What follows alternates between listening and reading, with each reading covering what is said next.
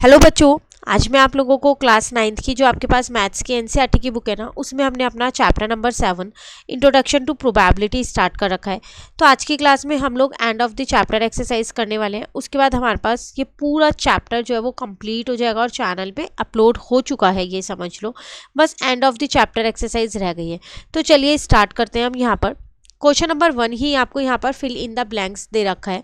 आपको यहाँ जो ब्लैंक दे रखे हैं आपको क्या करना है, इनको फिल करना है। फर्स्ट वन आपसे यहाँ पर क्या कह रहा है, the probability of an impossible event. एक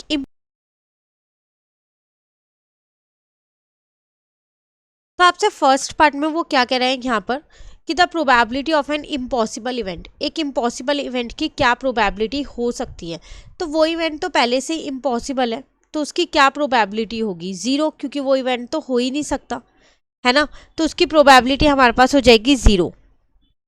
तो इसका मतलब हमारे को फर्स्ट का आंसर मिल गया, यहाँ पर वो क्या आ जाएगा, हमारे पास 0 आ गया। क्लियर। नेक्स्ट में आपसे क्या कह रहा है क्वेश्चन, इसी के सेकंड पार्ट में आपसे बोल रहा है the set of all possible outcome of random experiment is called.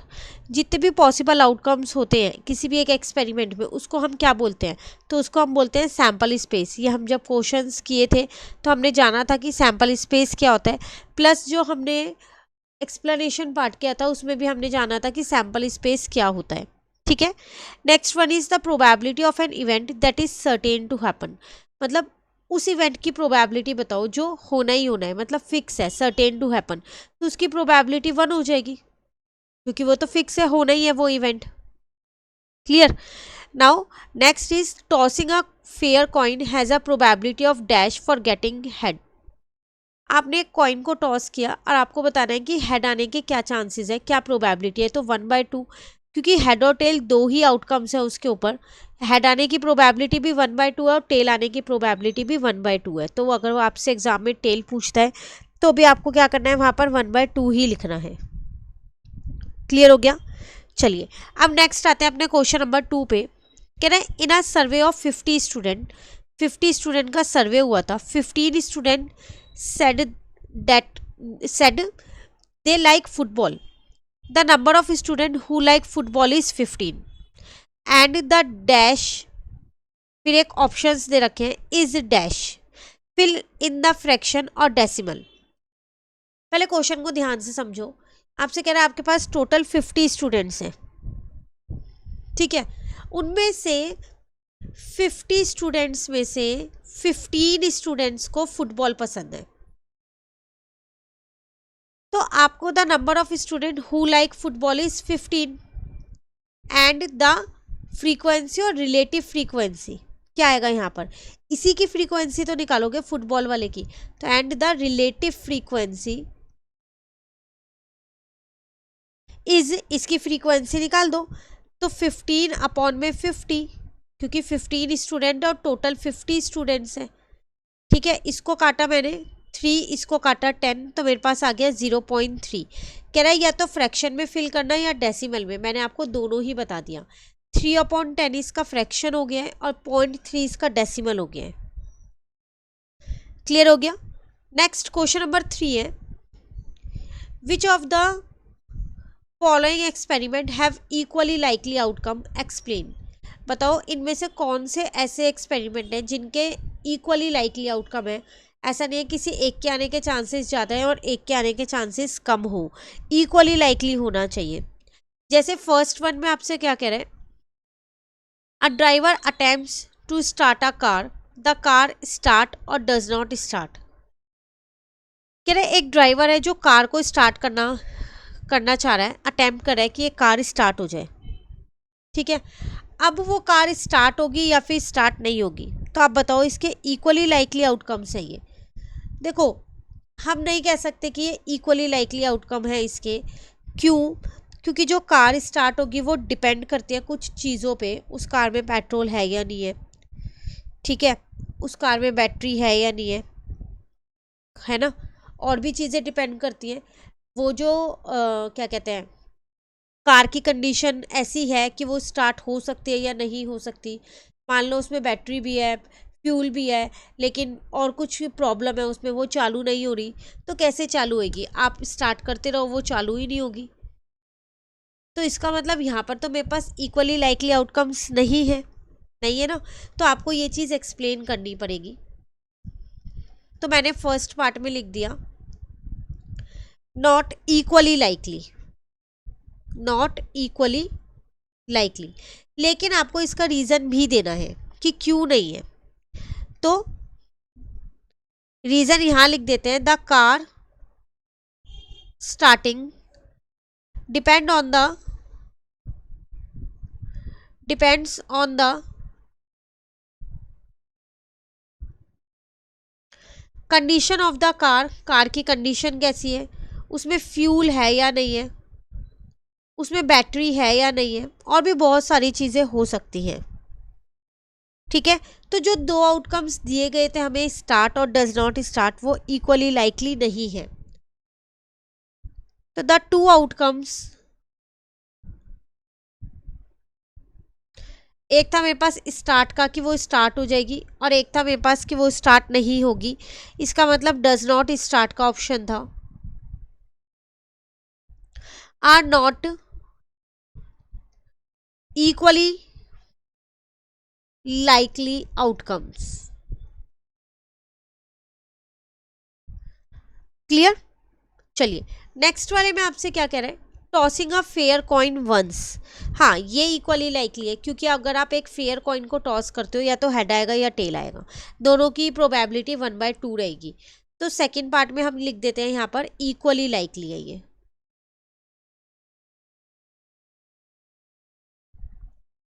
अब इसका रीजन देना पड़ेगा।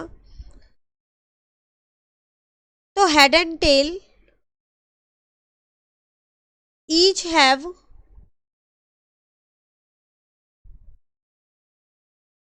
equal chance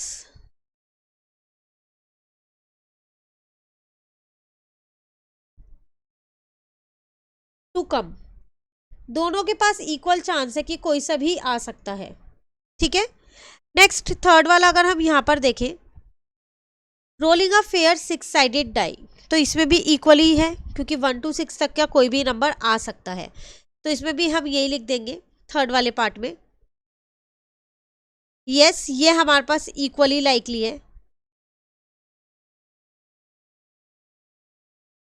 क्यों?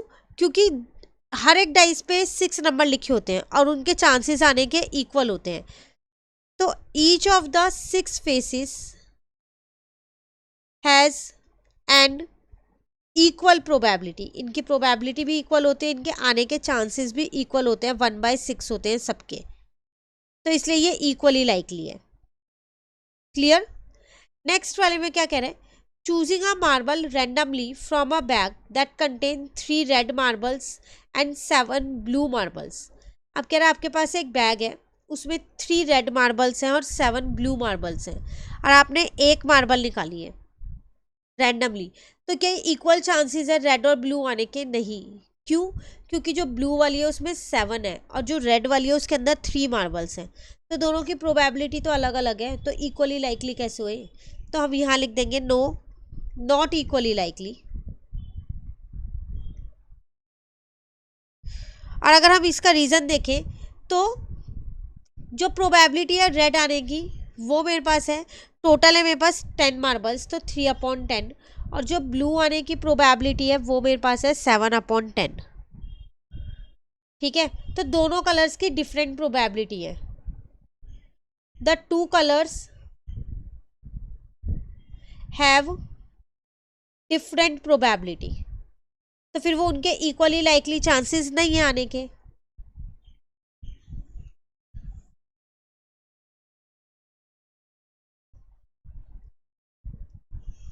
क्लियर। चलिए फिफ्थ पार्ट पे आते हैं।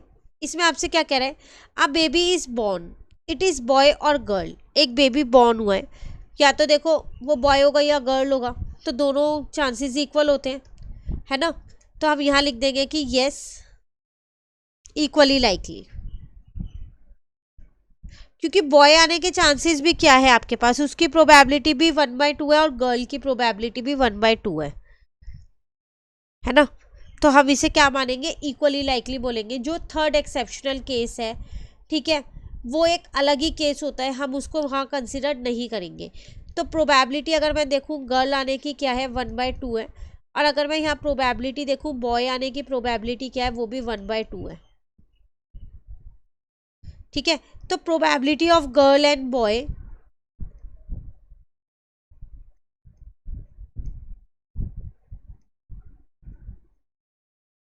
आर सेम, इसलिए इसके इक्वली लाइकली चांसेस हैं, इक्वली लाइकली आउटकम्स हैं।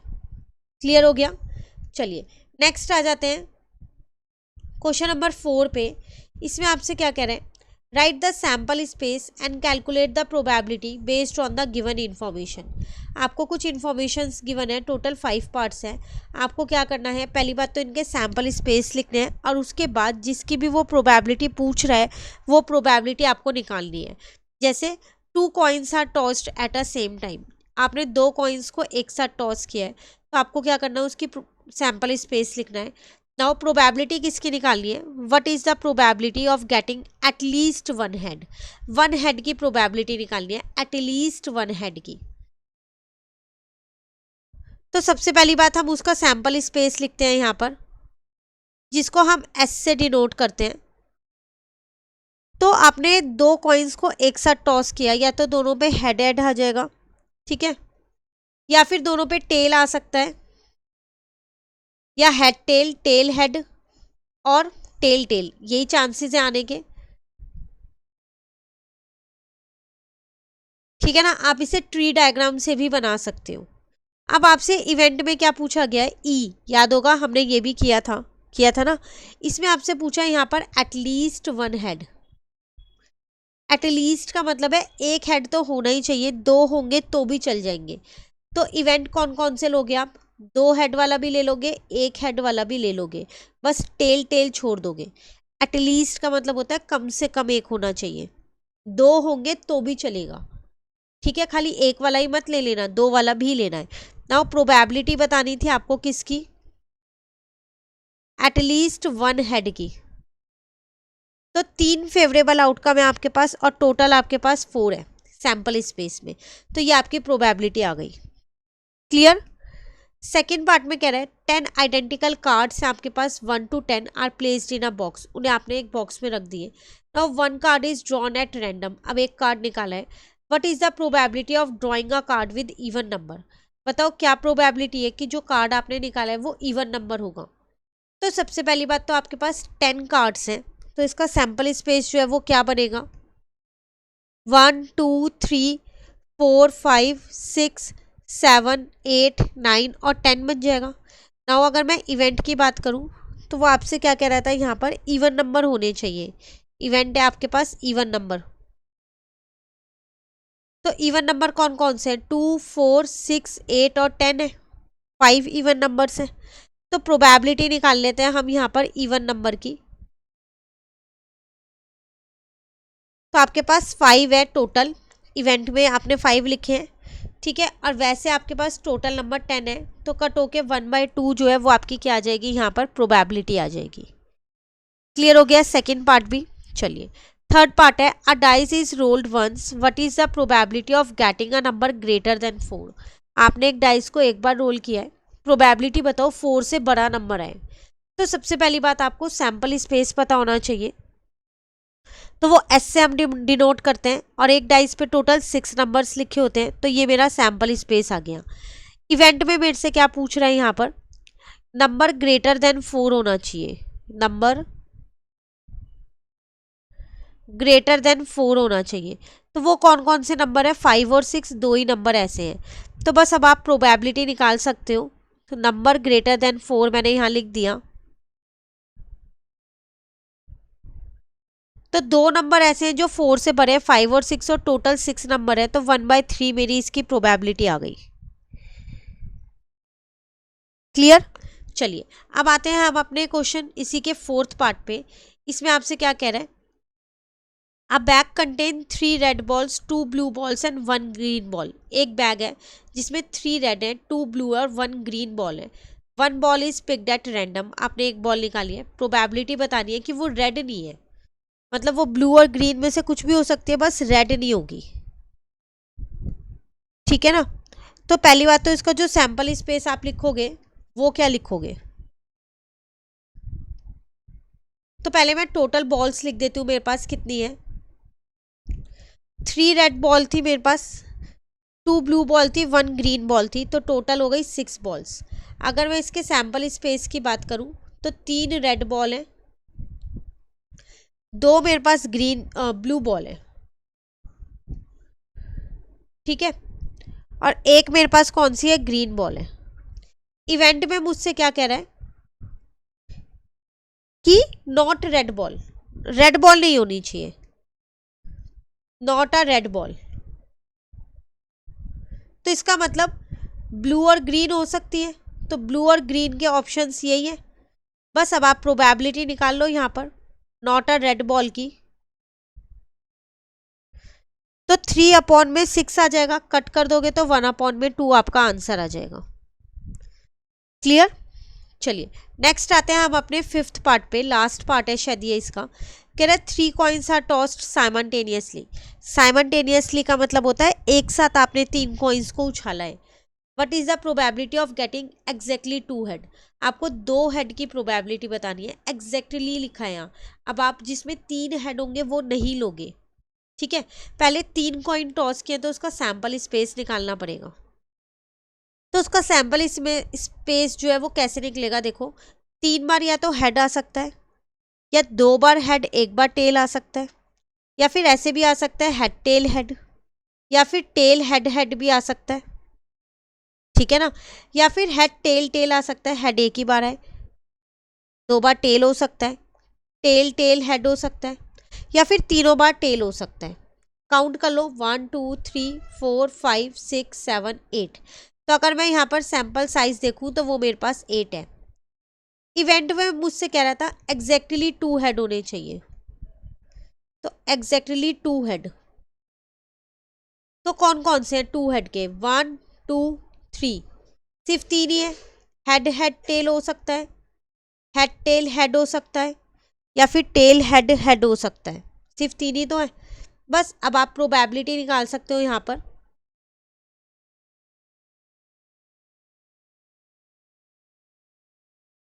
तो वो आ जाएगी आपके पास 3/8, क्योंकि इवेंट में जो है वो 3 है और टोटल जो है मेरे पास सैंपल स्पेस में वो 8 है। क्लियर? चलिए नेक्स्ट क्वेश्चन नंबर 5 पे आ गए हम। क्वेश्चन 4 हमारा यहाँ कंप्लीट होता है। क्वेश्चन नंबर 5 है आपके पास यहाँ पर, अ बैग हैज 3 कैंडीज। एक बैग है उसमें 3 कैंडीज हैं, स्ट्रॉबेरी लेमन और mint. One is picked at random, आपने एक निकाली है रैंडमली। प्रोबेबिलिटी बताओ कि स्ट्रॉबेरी कैंडी निकाली होगी। तो 3 ही कैंडी है, स्ट्रॉबेरी लेमन और मिंट। तो अगर मैं इसका सैंपल स्पेस यहाँ पर देखूं तो एक तो मेरे पास है स्ट्रॉबेरी, एक कैंडी है मेरे पास लेमन, और एक कैंडी है मेरे पास मिंट, ठीक है। इवेंट में वो मुझसे क्या कह रहा है, क्या होना चाहिए, स्ट्रॉबेरी होनी चाहिए।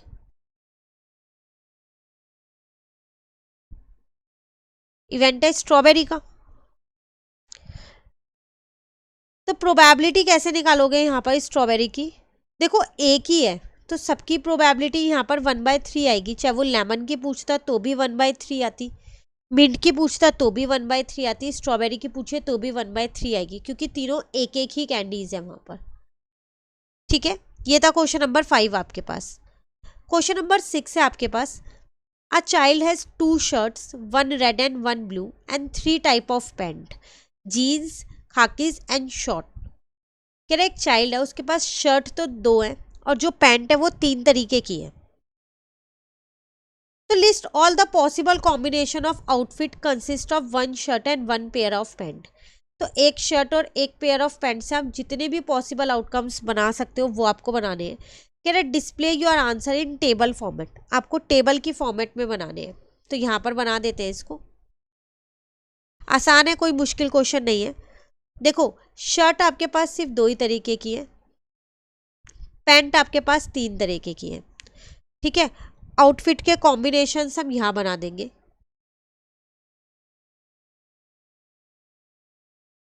आउटफिट कॉम्बिनेशन, ठीक है। तो शर्ट दो कलर की कौन कौन सी है, रेड और ब्लू है। तो पहले हमने यहाँ पर ले ली red,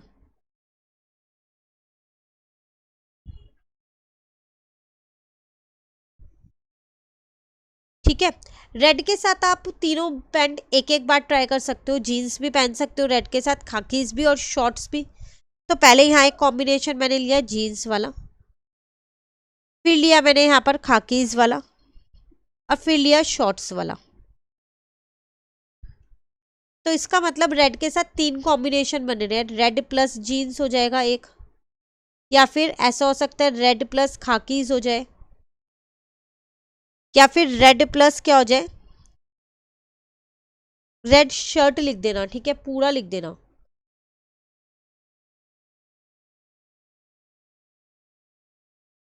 red shirt plus jeans हो सकती है, रेड शर्ट प्लस खाकीज हो सकते हैं, या फिर रेड शर्ट प्लस शॉर्ट्स हो सकते हैं। दूसरी शर्ट थी मेरे पास ब्लू। अब ब्लू के साथ भी यही तीन कॉम्बिनेशन हो गए, या तो आप उसके साथ जीन्स पहन सकते हो, या खाकीज पहन सकते हो, या फिर शॉर्ट्स पहन सकते हो, ठीक है ना। तो ब्लू शर्ट प्लस जीन्स पहन सकते हो आप उसके साथ, देन ब्लू शर्ट प्लस उसके साथ खाकीज पहन सकते हो, अगेन ब्लू शर्ट के साथ आप शॉर्ट्स भी पहन सकते हो।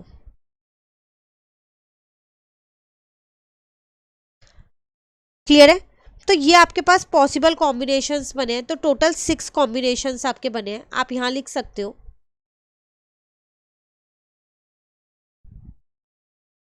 Total possible combinations is equals to 6। आपसे सिर्फ यहाँ पर यही बोला था वो सारे पॉसिबल कॉम्बिनेशंस बनाओ जो इनसे बन सकते हैं। क्लियर हो गया। चलिए नेक्स्ट क्वेश्चन नंबर 7 में कह रहे हैं a tyre company record distance before replacement in 1000 cases. एक टायर कंपनी है, उसने कुछ डिस्टेंस यहाँ पर रिकॉर्ड किया गया है, जैसे number of cases less than 4000 kilometre जो चली है वो 20 केस आए थे। ऐसे 4001 से 9000 तक के इतने केसेस थे, 9001 से 14000 तक इतने थे, और मोर देन 14000 इतने थे। आपसे यहाँ पर प्रोबेबिलिटी पूछ रहा है, कुछ क्वेश्चंस दे रखे हैं, उसकी प्रोबेबिलिटी बताओ। आपने एक रैंडमली एक टायर चूज किया लास्ट में, लेस देन 4000 किलोमीटर का है वो। तो अगर आप देखो यहाँ पर लेस देन 4000 किलोमीटर है, तो 20 अपॉन में 1000, क्योंकि नंबर ऑफ केसेस उसमें 20 है और टोटल केसेस आपके पास 1000 है ना। तो वो आपसे क्या कह रहा है, डिस्टेंस निकाला था उसने 100 केसेस का। तो यहाँ पर आप प्रोबेबिलिटी निकाल सकते हो। तो प्रोबेबिलिटी आपके पास लेस देन 4000 किलोमीटर की तो आ जाएगी 20 अपॉन में 1000, 0 से 0 कट गया तो 1 अपॉन में 50 आ गई। फर्स्ट पार्ट का आंसर।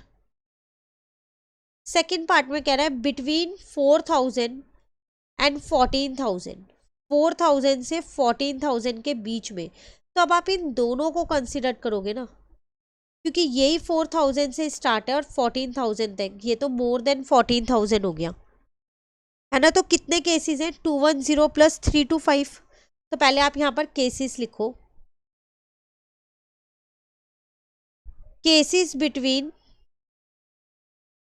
4000 and 14000 kilometre. तो कितने केसेस हैं, 210 प्लस 325, तो 535 केसेस है। नाउ अब प्रोबेबिलिटी आप निकाल सकते हो यहाँ पर बिटवीन 4000 एंड 14000 किलोमीटर। तो फेवरेबल आउटकम ये हो गया, और टोटल आउटकम 1000 था, क्योंकि 1000 केसेस है हमारे पास। तो प्रोबेबिलिटी कैसे निकलेगी, यहाँ पर डेसिमल में आंसर निकाल दो। लो कट नहीं करो, लोएस्ट फॉर्म नहीं निकालो, डायरेक्ट डेसिमल में भी निकाल सकते हो। क्लियर हो गया। तो ये था सेकेंड पार्ट हमारे पास। थर्ड पार्ट में कह रहे हैं मोर देन 14000 किलोमीटर। तो कितने केसेस हैं, 4 4 5 हैं। तो थर्ड पार्ट है हमारे पास यहाँ पर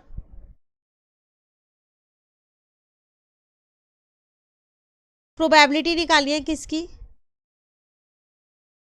मोर देन 14,000 किलोमीटर की। तो कितने केसेस थे हमारे पास, 445 है और टोटल है मेरे पास यहाँ 1000। तो अगेन मैं इसको भी डेसिमल में निकाल सकती हूँ। तो ये मेरी प्रोबेबिलिटी आ गई। क्लियर। ये था मेरे पास क्वेश्चन नंबर 7 जो कंप्लीट हो गया। अब आते हैं हम अपने क्वेश्चन नंबर 8 पे। इसमें आपसे क्या कह रहे हैं, the letters of the word piece are placed on card, Leela draw a card without looking. देखो पीस एक वर्ड है, इसके लेटर्स कार्ड्स पे ऐसे लिखे गए, ठीक है। अब लीला है एक गर्ल, उसने एक कार्ड निकाला है, बिना देखे निकाला है। Now what is the probability that it is P, E और सी। क्या प्रोबेबिलिटी होगी कि वो पी हो, ई हो या सी हो। तो देखो अगर आप ध्यान से देखो तो जो पी का कार्ड है वो एक है, जो ई का कार्ड है वो दो है, एक एरा और एक एरा, और जो सी का कार्ड है वो भी एक है। और टोटल कार्ड्स कितने हैं, 1 2 3 4 5 कार्ड्स हैं। तो हमारे को इन तीनों में से कोई भी एक कार्ड की प्रोबेबिलिटी, मतलब कोई भी एक कार्ड निकल रहा है इन तीनों में से, क्या प्रोबेबिलिटी है उसकी। तो 2 + 3 + 4 फेवरेबल आउटकम्स तो 4 हो गए, ठीक है। टोटल आउटकम्स आपके पास 5 है, तो प्रोबेबिलिटी आप निकाल सकते हो। सबसे पहली बात, मैंने यहाँ पर टोटल नंबर ऑफ कार्ड्स ले लिए जो कि 5 है, ठीक है। अब पी लेटर का 1 है, ई लेटर्स के 2 है, मैं ये भी लिख देती हूँ। तो पी कार्ड्स मेरे पास कितने हैं यहाँ पर 1, ई वाले कार्ड्स मेरे पास कितने हैं यहाँ पर 2 है, ठीक है। और सी की बतानी थी, तो सी वाले कार्ड्स जो है वो मेरे पास कितने हैं यहाँ 1 है। तो इसका मतलब नंबर ऑफ फेवरेबल आउटकम मेरा यहाँ पर निकल गया,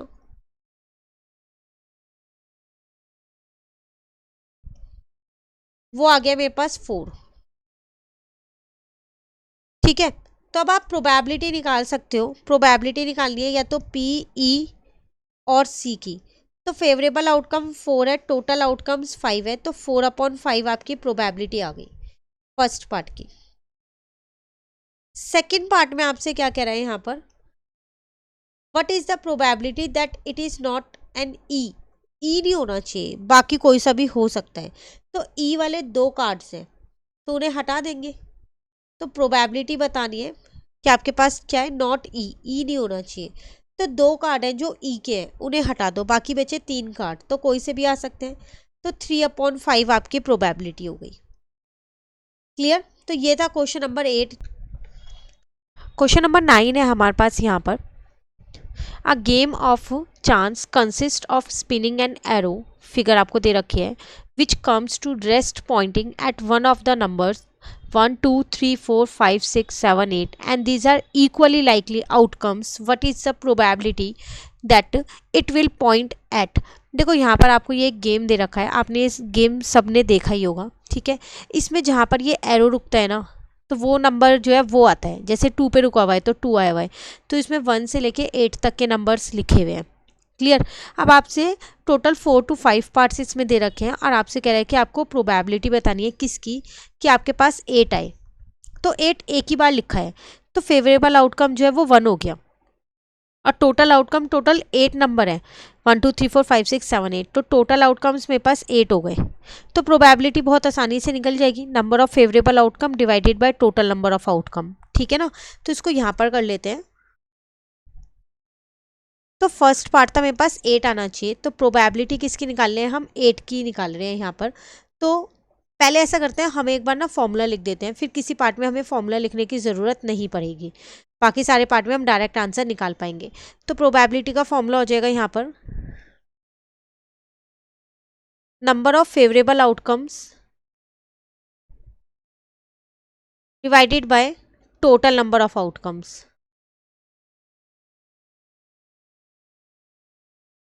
ठीक है। अब प्रोबेबिलिटी निकालते हैं। ई का मतलब आप लोगों को पता है इवेंट, तो यहाँ पर 8 के लिए पूछ रहे हैं, फेवरेबल आउटकम 1 है, टोटल आउटकम 8 है, तो 1/8 जो है वो आपकी क्या आ जाएगी, यहाँ पर प्रोबेबिलिटी आ जाएगी फर्स्ट पार्ट की। अब अगर हम अपने सेकेंड पार्ट की बात करें, तो सेकेंड पार्ट में कह रहे हैं एन ऑड नंबर। तो ऑड नंबर कौन कौन से हैं? एक तो 1 है, एक 3 है, एक 5 है और एक 7 है। तो टोटल 4 ऑड नंबर्स हैं आपके पास, यही है। तो पहले हम यहाँ पर लिख देंगे कि हमारे पास ऑड नंबर्स हैं कौन कौन से। तो वो है हमारे पास 1, 3, 5 और 7। अब हम अपनी प्रोबेबिलिटी निकाल सकते हैं यहाँ पर ऑड नंबर्स की। तो फेवरेबल आउटकम्स 4 हो गए, चारों में से कोई सा भी एक आ सकता है और टोटल आउटकम्स 8 है। तो आपका आंसर यहाँ आ जाएगा 1/2। क्लियर। नेक्स्ट पार्ट में कह रहा है अ नंबर ग्रेटर देन 2। तो ग्रेटर देन 2 कितने नंबर है? 3, 4, 5, 6, 7, 8। टोटल 6 नंबर्स हैं जो 2 से बड़े हैं। तो पहले हम वो नंबर्स यहाँ पर लिख के दिखाएंगे उन्हें। तो सबसे पहले मैंने यहाँ लिख दिया नंबर ग्रेटर देन 2। तो कौन कौन से नंबर हैं? एक 3 है, एक 4 है, एक 5 है, एक 6 है, एक 7 है और एक 8 है। नाउ प्रोबेबिलिटी निकाल लेते हैं यहाँ पर नंबर ग्रेटर देन 2 की। फेवरेबल आउटकम्स मुझे पता चल गए 6 है और टोटल आउटकम्स मेरे पास कितने हैं? यहाँ पर 8 है। तो 6/8 आ गया। कट कर दो तो आपके पास 3/4 आंसर आ गया। आप चाहो तो उसे डेसिमल में भी निकाल सकते हो, ठीक है।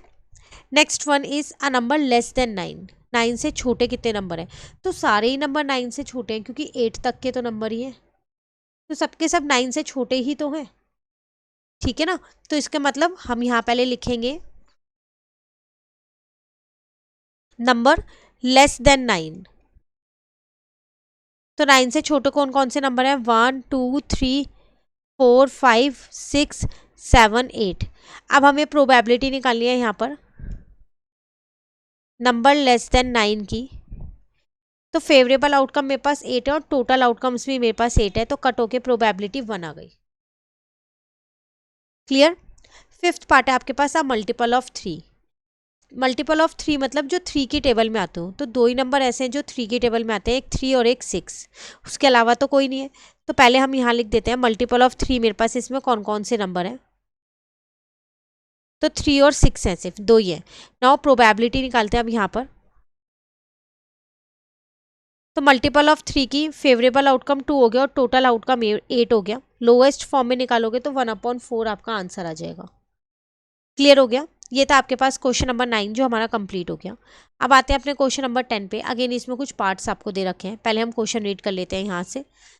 कह रहे हैं a basket contains 4 red balls and 5 blue ball. एक बास्केट है, उसके अंदर 4 रेड बॉल है और 5 ब्लू बॉल है। 1 ball is drawn and laid aside and a second ball is drawn. एक बॉल निकाली, उसको साइड में रख दिया, फिर हमने एक दूसरी बॉल निकाली, ठीक है। Draw a tree diagram to represent the possible outcomes and probabilities. आपको क्या करना है? इसका ट्री डायग्राम बनाना है। देखो ट्री डायग्राम आपने सबने सीखा है, हमने अपनी एक्सरसाइज 7.4 में सीखा है ट्री डायग्राम। तो वही आपको बनाना है यहाँ पर और उसके पॉसिबल आउटकम्स आपको लिखने हैं। Use the tree diagram to show to answer the following question. Then उस ट्री डायग्राम का यूज करके इन दो क्वेश्चंस का आंसर आपको करना है। तो पहले हम क्या करते हैं, इसका ट्री डायग्राम बना लेते हैं, उसके बाद क्वेश्चंस को रीड करके वो वाला आंसर हम कर लेंगे, ठीक है। तो देखो इधर आपको ना इसमें जो आपने फर्स्ट ड्रॉ किया है, मतलब पहले आपने एक बॉल निकाली थी, उसको साइड में रख दिया, फिर दूसरी बॉल निकाली थी, तो दोनों का ही केस आपको यहाँ पर बताना है, ठीक है। मैं मान लेती हूँ हमने जो फर्स्ट ड्रॉ है वो मैंने यहाँ लिख दिया। जब आपने फर्स्ट ड्रॉ किया होगा, मतलब जब आपने फर्स्ट टाइम बॉल निकाली होगी, तो आपके पास रेड भी आ सकती है और ब्लू भी आ सकती है। दोनों चांसेस है, रेड भी आ सकती है और ब्लू भी आ सकती है। अब रेड आने की प्रोबेबिलिटी क्या होगी? टोटल रेड बॉल है आपके पास 4 और ब्लू बॉल है 5, तो चारों में से कोई सी भी आ सकती है। तो इसकी प्रोबेबिलिटी हो जाएगी 4/9। फेवरेबल आउटकम 4 और टोटल आउटकम 9। 9 कैसे आया हमारे पास? इन दोनों को प्लस करके आया, 4 + 5 को। टोटल बॉल्स मेरे पास क्योंकि 9 है, ठीक है। अब ब्लू आने के कितने चांसेस है? 5/9, क्योंकि टोटल ब्लू बॉल्स जो है वो 5 है। अब जब आपने सेकेंड बार बॉल निकाली, ये तो फर्स्ट बार हो गई, तो अगेन सेकेंड वाली में भी आपके पास सेम चांसेस हैं, ब्लू और रेड कोई सी भी आ सकती है। लेकिन अब ध्यान रखना, आपने जब फर्स्ट वाली बॉल निकाली थी ना, तो उसको निकाल के साइड में रख दिया था। अब आपके पास जो टोटल नंबर ऑफ बॉल्स है ना, वो 8 रह गई हैं, 9 नहीं है, क्योंकि एक बॉल साइड में रख दी गई है। तो सेकेंड वाले के चांसेस अगेन है, या तो वो रेड आ सकती है या फिर वो ब्लू आ सकती है। रेड आने के चांसेस कितने हैं? आप एक बॉल बाहर रख चुके हो, तो मान लो अगर आपकी रेड बॉल ही आई होगी, फर्स्ट वाली में रेड बॉल निकली थी, तो अब आपके पास रेड जो है वो 3 बॉल रह गई। अब ब्लू आने के चांसेस कितने हैं, ब्लू तो उतनी है 5 की 5 ही है, तो 5/8 आएगा। अब ब्लू के साथ देखो, मान लेते हैं ब्लू वाली जो बॉल फर्स्ट वाले ड्रॉ में ब्लू बॉल निकली थी, तो सेकंड वाले में रेड और ब्लू में से कोई सी भी आ सकती है, तो रेड वाली तो 4 की 4 ही रहेंगी, अब ब्लू वाली भी 4 हो गई है। तो जो ये ट्री मेथड हमने ये जो ट्री डायग्राम बनाया है, इसको एक बार ध्यान से दोबारा समझ लो। फर्स्ट ड्रॉ में आपके पास चांसेस थे, देखो आपके पास यहाँ पर मैं लिखती हूँ इसको, ठीक है, यहाँ पर हम आउटकम्स लिखेंगे, यहाँ लिख लूँ। रेड वाली जो है वो 4 बॉल थी, ब्लू वाली जो है वो आपके पास 5 बॉल थी, टोटल 9 बॉल्स थी। तो जब आपने फर्स्ट टाइम ड्रॉ किया तो आपके पास रेड बॉल भी आ सकती थी, ब्लू बॉल भी आ सकती थी, कोई सी भी आ सकती थी, ठीक है। मान लो आपके पास रेड बॉल आई, तो उसकी प्रोबेबिलिटी हो जाएगी 4/9, क्योंकि फेवरेबल आउटकम 4 है, टोटल आउटकम 9 है। मान लो आप पे रेड ना आके ब्लू बॉल आई, तो उसकी प्रोबेबिलिटी हो जाएगी 5/9, ठीक है। अब ये जो भी बॉल निकली, अगर रेड बॉल निकली तो भी आपने साइड में रख दी बॉल, ब्लू बॉल निकली है तो भी आपने वो बॉल साइड में रख दी है। अब आपके पास टोटल बॉल्स रह गई हैं 8। क्लियर। तो फर्स्ट ड्रॉ में रेड वाला मैंने माना, ऐसा मैंने माना है कि फर्स्ट ड्रॉ में मेरा रेड निकला था, तो सेकेंड ड्रॉ में अगर रेड निकलता है तो उसके आने के कितने चांसेस है, 3/8, क्योंकि उसमें से एक बॉल पहले ही निकल चुकी है रेड कलर की, तब उसकी प्रोबेबिलिटी 3/8 हो जाएगी। पर ब्लू वाले की प्रोबेबिलिटी तो 5/8 ही होगी ना, यहाँ पर 3 और 5, क्योंकि ब्लू वाली तो निकली नहीं थी, रेड वाली निकली थी, तो वो 5/8 रहेगी, ठीक है। अब मान लेते हैं कि फर्स्ट वाले ड्रॉ में रेड की जगह ब्लू बॉल निकली थी, तो अब रेड बॉल तो अगेन 4 ही रहेगी, अब ब्लू बॉल भी 4 हो गई, क्योंकि वो बॉल आपने बाहर रख दी है अलग से। तो अब फर्स्ट वाले ड्रॉ में ब्लू बॉल थी, तो सेकंड वाले में अगर रेड आती है तो 4/8 प्रोबेबिलिटी है, अब ब्लू आती है तो भी 4/8 है। यहाँ तक क्लियर हो गया।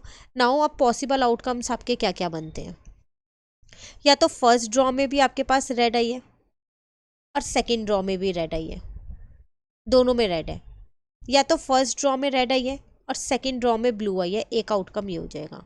या तो फर्स्ट ड्रॉ में ब्लू आई है और सेकंड वाले में रेड आई है, या फिर फर्स्ट वाले में ब्लू आई है और सेकंड में भी ब्लू आई है। तो टोटल आप देख रहे हो पॉसिबल आउटकम्स जो है वो आपके पास टोटल 4 बन गए हैं। बट अगर आप इनकी प्रोबेबिलिटी की बात करो तो कैसे निकालोगे, तो प्रोबेबिलिटी मैंने आपको सिखाया था जब हमने ये एक्सरसाइज की थी तब भी, तो रेड वाले की प्रोबेबिलिटी है 4/9, अगेन इस वाले रेड की प्रोबेबिलिटी है 3/8। 4/9 ही मत लिख देना, क्योंकि ये सेकेंड ड्रॉ का है, सेकेंड ड्रॉ में एक बॉल कम हो चुकी है, ठीक है ना। तो 3 4 जा 12 और 9 8 जा 72। अब अगर रेड और ब्लू आती है, फर्स्ट में रेड सेकंड में ब्लू, तो रेड की प्रोबेबिलिटी तो फर्स्ट में 4/9 है, और ब्लू की कितनी है आपके पास 5/8 है, तो आ जाएगा 20/72। नाउ अब फर्स्ट में ब्लू और सेकंड में रेड है, तो ब्लू की प्रोबेबिलिटी 5/9 है, रेड की प्रोबेबिलिटी 4/8 है, तो 20/72 सेम आ रहा है। अब सेकंड वाले में ब्लू है, फर्स्ट वाले में भी ब्लू है, तो फर्स्ट वाले ब्लू की प्रोबेबिलिटी ये और सेकंड वाले की ये है, तो इसका आंसर भी आपके पास कितना आ रहा है यहाँ पर 20/72 आ रहा है। 5 4 जा 20। क्लियर है यहाँ तक। चलिए अब हम यहाँ पर नीचे लिख सकते हैं अपने पॉसिबल आउटकम्स जो जो हमारे हैं।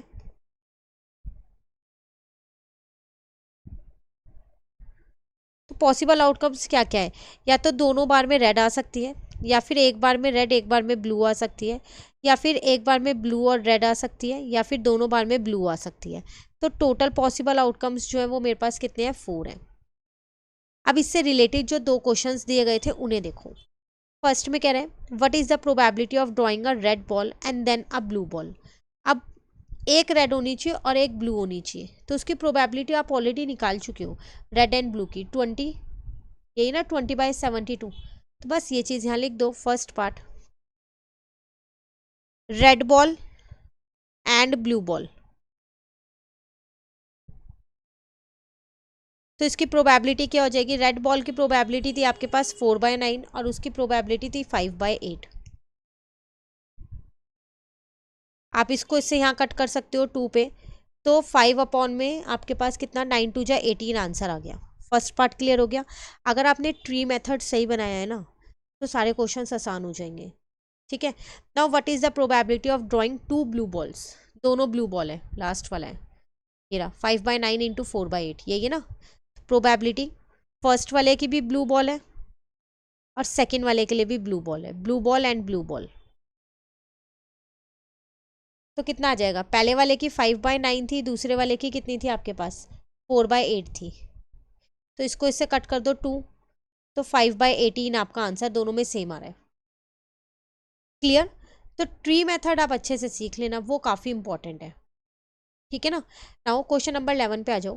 कह रहा है I throw a pair of 6-sided dice, right down an event that has probability of 0 and an outcome that has probability of 1।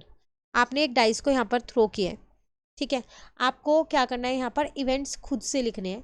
एक ऐसा इवेंट लिखो जिसमें प्रोबेबिलिटी 0, ठीक है, और दूसरे में कह रहा है एक ऐसा आउटकम लिखो जिसमें प्रोबेबिलिटी 1 हो। दोनों चीज़ आपको खुद से बतानी है। देखो इवेंट 0 कब होगा, मान लो आपने एक डाइस थ्रो किया और आपसे वो पूछ रहा है कि प्रोबेबिलिटी मुझे बताओ। अच्छा यहाँ पर देखो, पहली बात तो ना पेयर ऑफ डाइस है, मैंने ये चीज़ नोटिस नहीं की, 2 डाइस आपने एक साथ थ्रो किए हैं। तो आपको एक ऐसा इवेंट बताना है जिसकी प्रोबेबिलिटी 0 हो, तो वो इवेंट होता है जो इम्पॉसिबल इवेंट होता है, हो ही नहीं सकता। एक ऐसा आउटकम बताना है आपको जिसकी प्रोबेबिलिटी जो है वो 1 हो, मतलब वो श्योर इवेंट है, वो होगा ही होगा। तो अगर आप यहाँ देखें, आपने जब 2 डाइस को थ्रो किया है, अगर मैं उसके सम की बात करूँ, उन दोनों डाइस पे जो सम है कितना हो सकता है, एक बार आप पहले यहाँ ध्यान से ना इस चीज़ को समझो। जब आप 2 डाइस एक साथ थ्रो कर रहे हो, या तो दोनों डाइस पे 1-1 आ सकता है, या 1-2 आ सकता है, या 1-3 हो सकता है, या 1-4 हो सकता है, या 1-5 हो सकता है, या 1-6 हो सकता है। सिमिलरली ऐसे 2 की भी एक लाइन बन जाएगी, 2-1 हो सकता है, 2-2 हो सकता है, 2-3 हो सकता है, 2-4 हो सकता है, 2-5 हो सकता है, 2-6 हो सकता है। मतलब पहले डाइस पे 2, दूसरे डाइस पे 1, पहले डाइस पे 2, दूसरे डाइस पे 2, ऐसे चलता रहेगा। फिर एक ऐसी 3 की लाइन बन जाएगी आपके पास, 3-1, 3-2, 3-3, 3-4, 3-5 और 3-6 की। फिर सेम ऐसी एक 4 की लाइन बनेगी, 4-1, 4-2, 4-3, 4-4, 4-5 और 4-6 की। फिर 5 की बनेगी, 5-1, 5-2, 5-3, 5-4, 5-5 और 5-6 की। देन एक 6 की लाइन बन जाएगी, 6-1, 6-2, 6-3, 6-4, 6-5, 6-6 की। तो अगर आप देखो इसमें, जब आप इन दोनों का सम कर रहे हो तो मिनिमम सम जो है वो 2 आ रहा है, और जो मैक्सिमम सम है वो 12 है। तो 2 से 12 तक के बीच में ही सम लाई कर रहे हैं, जो पॉसिबल सम रेंज है। तो मैं यहाँ लिख देती हूँ, यहाँ पर when a pair of dice is thrown, the possible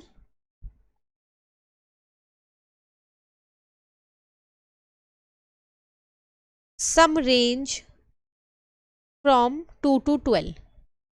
अब मुझे एक ऐसा इवेंट बताना है जो इम्पॉसिबल है, तो मैं एक इम्पॉसिबल इवेंट ये कह सकती हूँ, गेटिंग अ सम ऑफ 13। वो तो पॉसिबल है ही नहीं ना, है ना।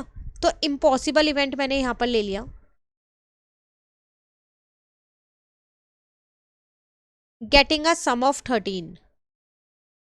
गेटिंग अ सम ऑफ 13 ये इम्पॉसिबल इवेंट है, तो इसकी प्रोबेबिलिटी क्या होगी, मेरे पास 0 होगी। अब एक ऐसा इवेंट लेना था जिसकी प्रोबेबिलिटी 1 है, तो getting a sum less than 13 ले लो। लेस देन 13 तो बहुत सारे हैं, श्योर इवेंट है वो, सारे ही लेस देन 13 है ना। तो यहाँ पर आपसे कह रहा था एक इवेंट ऐसा लेना है इम्पॉसिबल इवेंट, इसकी यहाँ पर ब्रैकेट में लिख देना, इसकी प्रोबेबिलिटी 0 है। अब लेते हैं जिसकी प्रोबेबिलिटी क्या हो जाएगी, 1 होगी, मतलब वो सर्टेन इवेंट है, होगा ही होगा, प्रोबेबिलिटी 1 होनी होगी यहाँ। तो ये क्या है आपके पास, सर्टेन इवेंट, ठीक है ना। तो इसको मैंने यहाँ लिख दिया सर्टेन इवेंट। तो मैंने यहाँ पर लिख एग्जाम्पल ले लिया, getting a sum less than 13, सारे सबके सम लेस देन 13 ही है, तो वो हमारे पास क्या है, एक सर्टेन इवेंट है। क्लियर, क्वेश्चन क्लियर हो गया आपके पास 11। चलिए अब आते हैं क्वेश्चन नंबर 12 पे। क्या कह रहा है क्वेश्चन 12 में, अगेन इसमें आपको कुछ पार्ट्स दे रखे हैं, देखते हैं, काफ़ी सारे हैं, 5 पार्ट्स हैं। चलो देखते हैं क्या है क्वेश्चन। कह रहा है right the sample space and calculate the probability based on given information. आपको इनमें क्या करना है, प्रोबेबिलिटी निकालनी है, लेकिन उसके साथ साथ सैम्पल स्पेस भी लिखना है। 2 dice are rolled. What is the probability that the sum is a prime number greater than 5? कह रहा है आपने 2 डाइस को एक साथ रोल किया है, आपको प्रोबेबिलिटी बतानी है कि जो सम है वो प्राइम नंबर ही होना चाहिए बट वो 5 से बड़ा होना चाहिए। तो देखो जब आप 2 डाइस को रोल करोगे, अभी मैंने बताया था आपके पास ये पॉसिबल आउटकम्स हैं, दिख रहे हैं आपको पॉसिबल आउटकम्स। तो ये वो सारे पॉसिबल आउटकम्स हैं जब आप 2 डाइस को रोल करोगे। तो आपसे कह रहा है जो सम है ना वो क्या होना चाहिए, यहाँ पर एक प्राइम नंबर होना चाहिए और ग्रेटर देन 5 होना चाहिए। तो टोटल नंबर ऑफ आउटकम्स अगर आप यहाँ पर काउंट करते हो ना तो 36 होते हैं। तो सब ये आप दोबारा से आप क्वेश्चन नंबर 12 में ये पूरा इतना ड्रॉ करना है एक बारी फर्स्ट पार्ट में, ठीक है। अब हम यहाँ से शुरू करते हैं अपना। तो मैंने यहाँ लिख दिया सीधा टोटल पॉसिबल आउटकम जो है वो मेरे पास कितने हैं 36 हैं। अगर आप ऊपर काउंट करोगे जब वो ड्रॉ करोगे तो आपके पास भी 36 ही आने वाले हैं। तो टोटल पॉसिबल आउटकम आ गए 36। मुझे इसमें से वो नंबर्स चाहिए जिनका सम जो है वो 5 से बड़ा हो और साथ के साथ वो प्राइम नंबर भी होना चाहिए। तो अगर आप यहाँ पर देखो तो प्राइम नंबर ग्रेटर देन 5 कौन कौन से हैं, वैसे तो बहुत सारे हैं। ग्रेटर देन 5 एक 7 और एक 11 होगा। क्यों? क्योंकि जो उसका सम है वही 12 तक ही है। 6 + 6 12 है ना। तो 5 और 12 के बीच में 2 ही प्राइम नंबर है, एक 7 और एक 11। अब हम इसमें मार्क कर लेते हैं किन किन का सम 7 है और किन किन का सम 11 है, वो वाला देख लेते हैं। तो अगर आप यहाँ पर देखो 3 + 2 5 6, एक तो ये रहा आपके पास 7। आपको भी ना ये पूरा टेबल दोबारा बनाना है क्वेश्चन नंबर 12 में और ऐसे उनमें मार्क कर देना है, ठीक है। देन 8 हो जाएगा, 9 हो गया, 5 हो गया, यहाँ पर 6 हो गया, फिर एक ये रहा आपके पास 7। 5 + 2 7 हो जाएगा, 5 + 6 11 हो जाएगा, 6 + 5 11 हो जाएगा। क्या कोई और है जिसमें जो सम है वो आपके पास क्या हो, 7 हो या फिर 11 हो? हाँ एक और है, कौन सा? 1 और 6। 1 + 6 भी तो 7 ही होता है ना। कोई और मिल रहा है? बिल्कुल मिल रहा है। एक और कौन सा? 2 + 5, ये भी तो 7 है। 2 + 5, ठीक है। तो ये सारे मेरे पास क्या है, फेवरेबल आउटकम्स हैं। तो अब वो चीज़ मैं यहाँ पर लिख दूंगी। तो फेवरेबल आउटकम्स आप ऊपर बॉक्स बना सकते हो वहाँ पर, ठीक है। तो आपके पास है 1 6 2 5 3 4 4 3 5 2। 11 का तो एक ही केस है, 11 का कोई केस नहीं लिया हमने। 6 1, ये हमारे 7 के केस थे। अब 11 के लिए अगर आप देखोगे तो कौन कौन से हो सकते हैं 11 के लिए? 2 ही हैं शायद 11 के, तो 5 और 6 11 होगा और 6 और 5 11 होगा। काउंट कर लो टोटल कितने हैं, 4 ऊपर है 4 नीचे, 8 हो गए। नाउ प्रोबेबिलिटी निकाल लो आप, प्राइम नंबर ग्रेटर देन 5 की। तो फेवरेबल आउटकम 8 हो गए और टोटल आउटकम 36 है। आप इसे लोएस्ट फॉर्म में लिखोगे 4, 2 1 जा 2, 2 8 जा 16। देन इसको 2 से काटा, इसको हमने 9 से, तो 2/9 मेरे पास आंसर आ गया। क्लियर हो गया फर्स्ट पार्ट। चलिए सेकंड पार्ट पे आते हैं। कह रहा है a bag contain 4 red 3 green and 2 blue balls. 2 balls are drawn without replacement. 2 ball निकालिए लेकिन उन्हें रिप्लेस नहीं किया, मतलब बाद में उन्हें डाला नहीं है, उन्हें निकाल ही लिया है। What is the probability that both are of different colour? क्या प्रोबेबिलिटी होगी कि दोनों की दोनों जो है वो डिफरेंट कलर की हो? सबसे पहली बात आप यहाँ पर लिखो कितनी ब्लू कितनी ब्लैक जोन सी भी बॉल्स हैं वो आपके पास हैं। 4 रेड 3 ग्रीन 2 ब्लू है, तो आपके पास है 4 रेड बॉल्स, 3 ग्रीन बॉल्स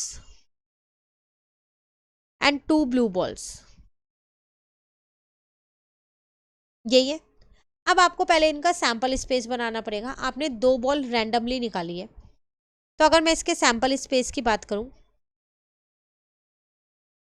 जो एस से हम डिनोट करते हैं, देखो या तो दोनों बॉल रेड आ सकती है, ऐसा भी चांस हो सकता है ना। या फिर ऐसा हो सकता है कि एक रेड आ जाए एक ग्रीन आ जाए, या फिर एक रेड और एक ब्लू आ जाए। या फिर ऐसा भी हो सकता है कि दोनों बॉल ग्रीन आ जाए, या फिर एक ग्रीन और एक रेड आ जाए, या फिर एक ग्रीन और एक ब्लू आ जाए, ये भी हो सकता है। या दोनों बॉल ब्लू भी आ सकती हैं, बी और बी दोनों ही ब्लू हैं, ठीक है। ऐसा भी हो सकता है कि एक ब्लू आ गई एक रेड आ गई, और ऐसा भी हो सकता है एक ब्लू आ गई और एक ग्रीन आ गई। तो अगर मैं अपना सैम्पल साइज देखूं तो वो 3 + 3 6 + 3 9 हो गया। 9 हो गया ना। अब आपसे क्वेश्चन में वो क्या पूछ रहा था कि दोनों बॉल अलग अलग कलर की होनी चाहिए, दोनों बॉल। तो सेम कलर की बॉल्स एक तो यहाँ मिल रही है, एक यहाँ पर मिल रही है आपको, और एक यहाँ। 3 ऐसे फेवरेबल आउटकम है जिसमें सेम कलर की बॉल है, तो बाकियों में नहीं है। अब यहाँ पर आप डायरेक्टली ये नहीं कह सकते कि जो बाकी के 6 नंबर्स बचे हैं वो मेरे फेवरेबल आउटकम हो जाएंगे, क्योंकि वो डिफरेंट कलर की बॉल्स हैं। एक चीज़ उन्होंने यहाँ मेंशन की हुई है, वो क्या, विदाउट रिप्लेसमेंट। आपने 2 बॉल्स निकाली हैं, तो जब आपने फर्स्ट बॉल निकाली होगी तब उस बैग के अंदर टोटल 9 बॉल्स थी। लेकिन जब आपने सेकेंड बॉल निकाली तो क्या उस बैग के अंदर 9 बॉल्स थी? नहीं। एक बॉल तो आप ऑलरेडी निकाल चुके हो ना, और आपने वो रिप्लेस भी नहीं की। तो अब उस बैग के अंदर 8 बॉल्स बची हैं। तो अगेन यहाँ पर आपको ये देखना पड़ेगा, इनकी प्रोबेबिलिटीज निकालनी पड़ेगी। ठीक है, तो अगर हम इसमें ट्री मेथड बना दें, अपना ट्री डायग्राम बना दें, तो हमारे लिए आसान रहेगा, और आप चाहो तो उसको डायरेक्टली भी कर सकते हो। वो कैसे, वो यहाँ देखिए। अगर आपके पास दोनों रेड बॉल्स आती हैं तो पहली रेड बॉल की प्रोबेबिलिटी आपके पास 4/9, क्योंकि उसमें 4 रेड बॉल्स थी और टोटल 9 बॉल्स थी। अब एक रेड बॉल निकल गई, अब आपके पास टोटल 3 रेड बॉल्स बची हैं, तो दूसरी रेड बॉल की प्रोबेबिलिटी है 3/8। तो मैं यहाँ पर पहले सबकी प्रोबेबिलिटीज निकाल देती हूँ।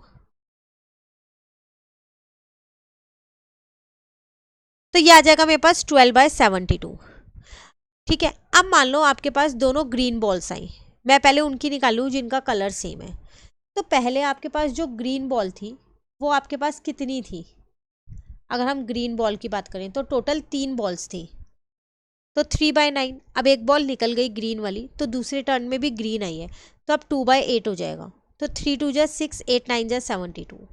अब मान लेते हैं दोनों ब्लू बॉल है, तो पहले जब ब्लू बॉल थी तो उसकी प्रोबेबिलिटी थी 2/9, क्योंकि 2 ही ब्लू बॉल थी। अब दूसरी बार भी ब्लू आई है तो वो 1/8 हो जाएगी, तो 2/72। आप सोच रहे होंगे क्वेश्चन में तो डिफरेंट कलर का बोला गया है, और मैं यहाँ सेम कलर की क्यों निकाल रही हूँ? देखो, हमारे पास एक डिफरेंट कलर के लिए 6 हैं टोटल, तो उसमें टाइम ज़्यादा लगेगा। सेम कलर में 3 है, तो हमने वो सॉल्व किया। एक फॉर्मूला होता है प्रोबेबिलिटी का, वो क्या, वो ये फॉर्मूला होता है प्रोबेबिलिटी का जो इवेंट होता है प्लस जो प्रोबेबिलिटी का इवेंट नहीं होता, नॉट एन इवेंट। यहाँ यही लिख देती हूँ, नॉट अ इवेंट। इन दोनों का जो सम होता है वो हमेशा 1 होता है। इवेंट मतलब जो आपसे पूछ रहा है, और नॉट अ इवेंट मतलब जो आपसे नहीं पूछ रहा। अब यहाँ पर मुझसे पूछ रहा है डिफरेंट कलर, तो वो मेरा इवेंट हो गया। और मुझसे क्या नहीं पूछ रहा, सेम कलर का नहीं पूछ रहा, तो वो मेरा नॉट अ इवेंट हो गया, इजिकल टू 1 है। अब मैंने डिफरेंट कलर की प्रोबेबिलिटी मुझे निकालनी है, तो मैंने क्या किया, इस वाले को सेम वाले को उधर ले गई, तो वो सब्ट्रैक्शन का हो गया, सेम कलर वाला। ठीक है यहाँ तक। अब ये सेम कलर वाली प्रोबेबिलिटी मैं ऑलरेडी निकाल चुकी हूँ, तो वो आपने कहाँ निकाली है? ये रही 3, 12/72, 6/72 एंड 2/72। तो अगर मैं इन तीनों को प्लस करके 1 में से माइनस कर दूं तो मेरी डिफरेंट कलर की प्रोबेबिलिटी आ जाएगी। कौन कौन सी? 12/72 था मेरे पास, 6/72 था, ठीक है, और उसके अलावा था 2/72। डिनोमिनेटर तीनों के सेम है, तो मैं डायरेक्ट सिर्फ न्यूमरेटर को प्लस कर सकती हूँ। तो 12 और 6 + 2 8 हो जाएगा, तो ये आ जाएगा 20/72। अब अगर मैं यहाँ पर सेम करती हूँ बेस, तो 72 - 20/72 आ जाएगा। देन ये मेरे पास आ जाएगा 2, 7 में से 2 जाएगा तो 5, 52/72। आप इसको लोएस्ट फॉर्म में लिख सकते हो, ना। अगर मैं इसको किससे कट करूँ, 2 से कट कर लो, 2 2 जा 4 हो जाएगा, एंड 2 6 जा, 2 3 जा 6 हो जाएगा, 2 6 जा। देन ये 2 13 जा हो जाएगा आपके पास, 2 1 जा 2, 2 18 जा। तो इसका मतलब 13/18 आपका वो प्रोबेबिलिटी आ गई जिसमें डिफरेंट कलर्स आपकी बॉल निकली थी, फर्स्ट वाली भी सेकंड वाली भी। तो इसमें आपने इस क्वेश्चन में एक तो ये नई चीज़ सीखी, जो आपको एक नया फॉर्मूला मिला, ये वाला। ठीक है, साथ के साथ बिना ट्री मेथड के भी हम ये ऐसे प्रोबेबिलिटी निकाल सकते हैं, ये चीज़ भी आपने इसमें जानी। ट्री मेथड बनाते तो वो बहुत लेंदी हो जाता। क्लियर है? फिर भी डाउट लगे कमेंट करके पूछ लेना, क्योंकि इसमें एक नया कंसेप्ट आपने सीखा है। पर अगर आप एक दो बार दोबारा से इसको देखोगे वीडियो को, तो आपको समझ में आ जाएगा एग्जैक्टली क्या है। बस ये फॉर्मूला याद कर लो, फिर आ जाएगा। ठीक है, नेक्स्ट थर्ड क्वेश्चन में आपसे क्या कह रहा है, 3 कॉइन्स आर टॉस्ड, 3 कॉइन्स हमने एक साथ टॉस कर दिए हैं। Now what is the probability that the first coin show head and exactly 2 head occur in total. मतलब आपने यहाँ पर 3 कॉइन्स टॉस किए हैं, फर्स्ट वाले पे तो हेड ही रहेगा और एग्जैक्टली 2 हेड होने चाहिए टोटल में। तो या तो यहाँ हेड हो या फिर यहाँ हेड हो, 2 ही हेड होने चाहिए। अगर यहाँ हेड है तो यहाँ टेल होगा, और अगर यहाँ हेड है तो यहाँ टेल होगा। तो उसकी प्रोबेबिलिटी आपको बतानी है। मतलब 2 हेड होने चाहिए और एक टेल होना चाहिए, जिसमें से एक फर्स्ट हेड जो है वो फर्स्ट वाले कॉइन पे ही होना चाहिए। सेकंड वाला हेड इस पे भी चलेगा, इस पे भी चलेगा, किसी पे भी हो सकता है। पहले सैंपल स्पेस लिख लें, थोड़ा आसान रहेगा।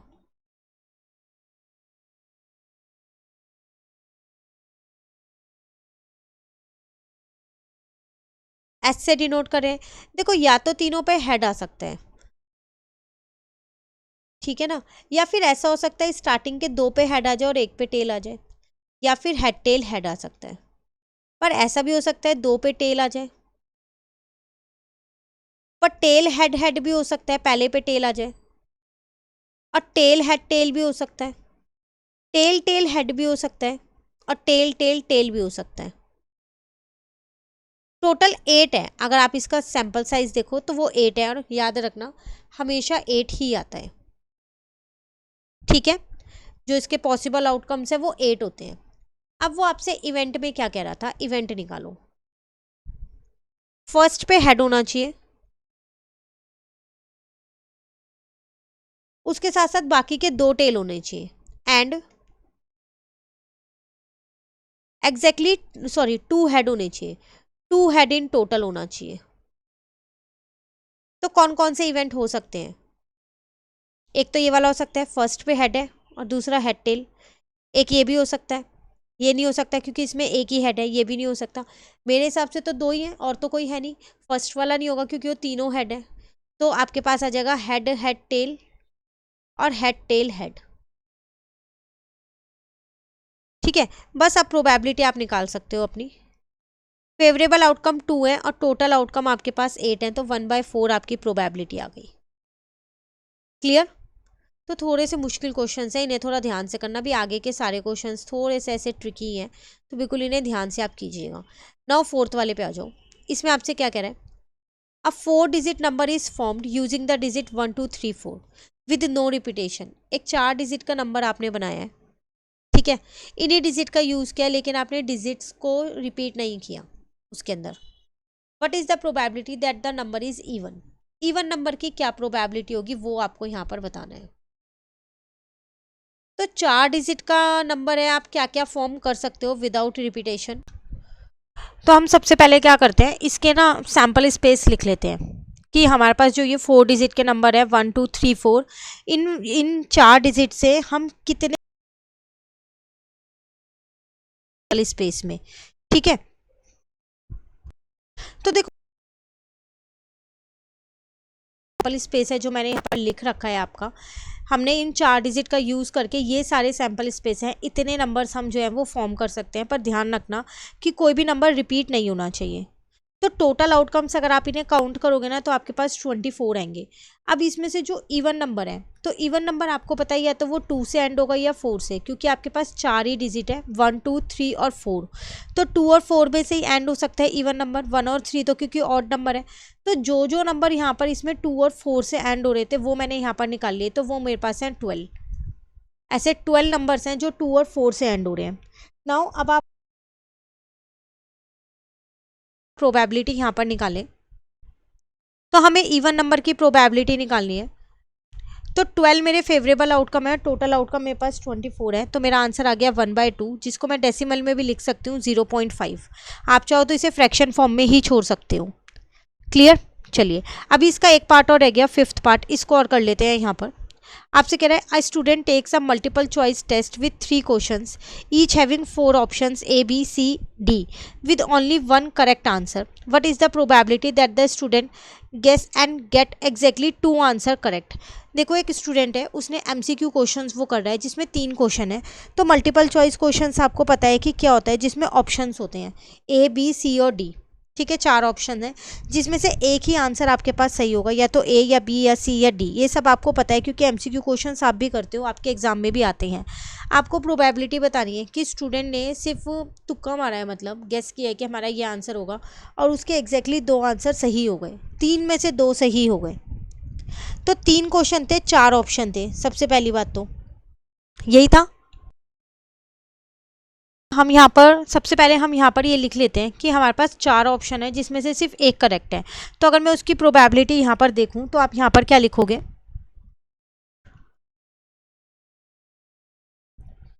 Each question has 4 options. हर एक क्वेश्चन में 4 ऑप्शन है, लेकिन इसमें से सिर्फ एक ही ठीक है, एंड ओनली 1 इज करेक्ट। तो अगर मैं करेक्ट वाली प्रोबेबिलिटी यहाँ निकालना चाहूँ कि मेरी जो प्रोबेबिलिटी है वो करेक्ट आंसर की कितनी है, तो वो है 1/4, क्योंकि उसमें से एक ही सही है 4 में से, तो 1/4 हो गई। सिमिलरली यहाँ पर मैं इनकरेक्ट आंसर की, या फिर आप ये कह लो कि रॉन्ग आंसर की अगर प्रोबेबिलिटी निकालना चाहूँ वो भी निकाल सकती हूँ, क्योंकि मेरे पास 3 ऑप्शन गलत है, तो इसकी प्रोबेबिलिटी हो जाएगी 3/4। ठीक है, अब मेरे पास टोटल क्वेश्चन थे यहाँ पर 3 में से वो कह रहा था उसके एग्जैक्टली 2 सही है, तो टोटल क्वेश्चन है मेरे पास यहाँ पर 3। अब मुझे ये चेक करना है कि उसके एग्जैक्टली जो 2 सही है उसकी प्रोबेबिलिटी क्या होगी। तो वी नीड प्रोबेबिलिटी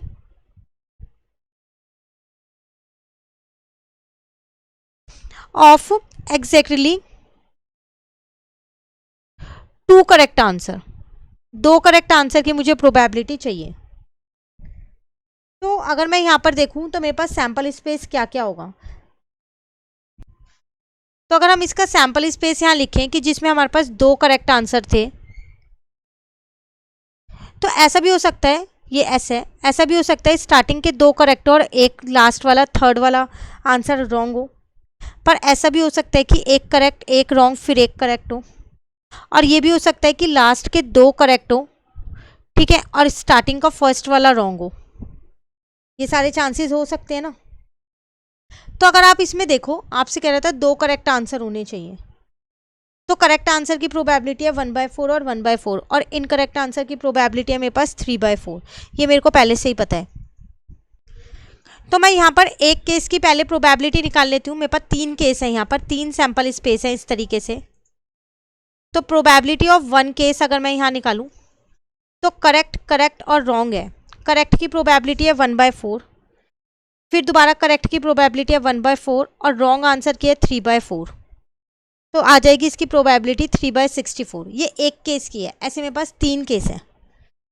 ठीक है, देन मैं 3 केस की निकाल सकती हूँ। नाउ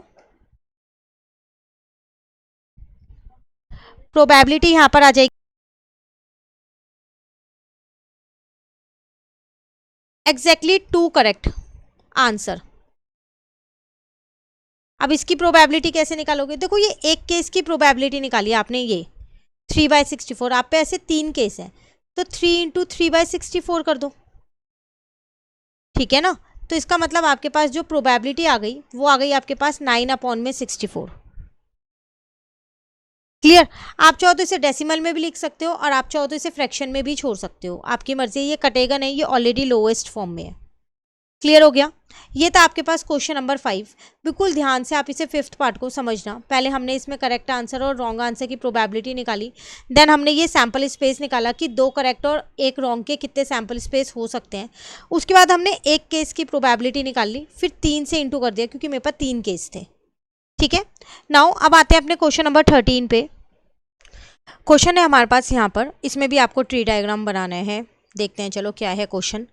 आपसे क्या कह रहा है, अ box contains 4 balls numbered 1 to 4। एक बॉक्स है जिसमें 4 बॉल हैं, ठीक है, 1 2 3 4 उस पर नंबर लिखा है। Record a sample space using a tree diagram for the following experiment. लेकिन आपको ना यहाँ कुछ एक्सपेरिमेंट्स दे रखे हैं, उन पे बेस्ड आपको क्या करना है, यहाँ पर ट्री डायग्राम बनाना है फर्स्ट वन में आपसे क्या कह रहा है, a ball is drawn and the number is recorded. एक बॉल आपने निकाली और उससे क्या किया आपने, जो भी उसमें नंबर आया ना उसको आपने रिकॉर्ड कर लिया। Then the ball is returned, वापसी वो बॉल उसके अंदर डाल दी। And a second ball is drawn and recorded, again फिर आपने एक और बॉल दोबारा निकाली, सेकेंड बॉल निकाली और उसका नंबर रिकॉर्ड कर लिया जो भी है। ठीक है, अब आपको क्या करना है इसके अंदर, तो ये आपका फर्स्ट एक्सपेरिमेंट है जो आपने किया। तो इसके अंदर आपको इसका ट्री डायग्राम बनाना है और जो नॉर्मल पॉसिबल आउटकम्स है ना वो आपको यहाँ पर बताने हैं। ऐसा उन्होंने लिखा नहीं है देखो कि पॉसिबल आउटकम्स आप बताओ, बट उन्होंने स्टार्टिंग में ही बोल दिया कि आपको इसका क्या करना है, ट्री डायग्राम बनाना है। तो चलो पहले फर्स्ट वाले का बनाते हैं। 2 बार आपने बॉल निकाली है ये ध्यान रखना। तो स्टार्ट करते हैं यहाँ पर। आंसर नंबर 13 है हमारे पास। तो 2 ड्रॉ है मेरे पास, फर्स्ट एंड सेकेंड।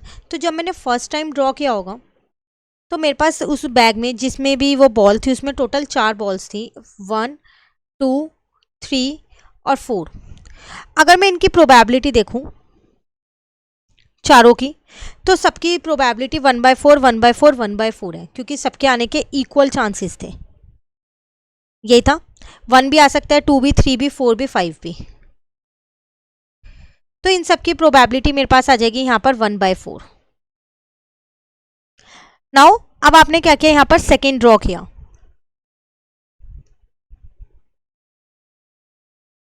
आपने ये बॉल वापस डाल दी थी ना। अगर मान लो आपके पास 1 नंबर की बॉल आई थी तो वो आपने वापस डाल दी थी।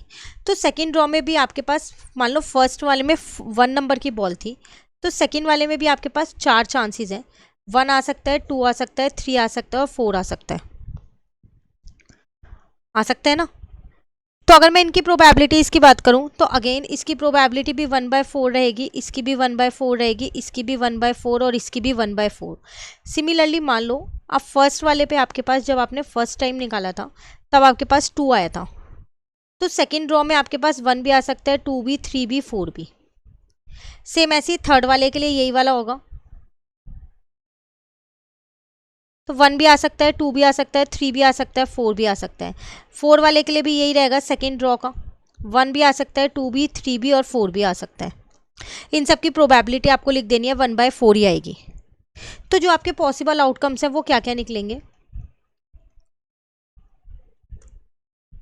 मान लेते हैं फर्स्ट टाइम जब हमने ड्रॉ किया था तो 1 आया था, तो सेकेंड ड्रॉ में 1 भी आ सकता है। ठीक है, फर्स्ट टाइम के ड्रॉ में 1 था, सेकेंड ड्रॉ में 2 भी आ सकता है, फिर 1 और 3 हो सकता है, 1 और 4 हो सकता है।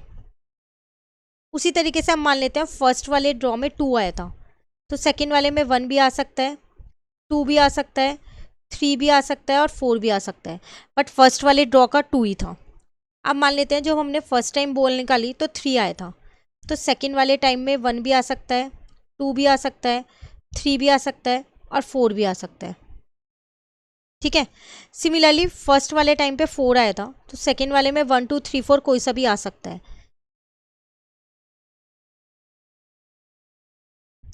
क्लियर है। तो आप इसको यहाँ पर प्रॉपरली थोड़ा गैप दे दे के बनाना ताकि ये क्लियर बने, एकदम बिल्कुल ट्री डायग्राम लगे।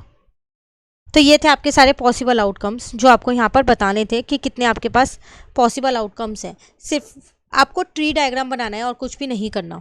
ठीक है, सेकेंड वाले में कह रहा है a ball is drawn and recorded. Again आपने एक बॉल ड्रॉ किया और उसको मतलब एक बॉल निकाली है एंड देन उसको रिकॉर्ड किया है कि आपके पास क्या आया, 1 आया, 2 आया, 3 आया, 4 आया। Now without replacing the first ball, अब जो आपने फर्स्ट टाइम बॉल निकाली थी ना उसे रिप्लेस नहीं किया। The experimenter draw and record a second ball. देखो फर्स्ट वाले केस में आपने बॉल वापस डाल दी थी, बट सेकेंड वाले केस में आपने बॉल को वापस नहीं डाला।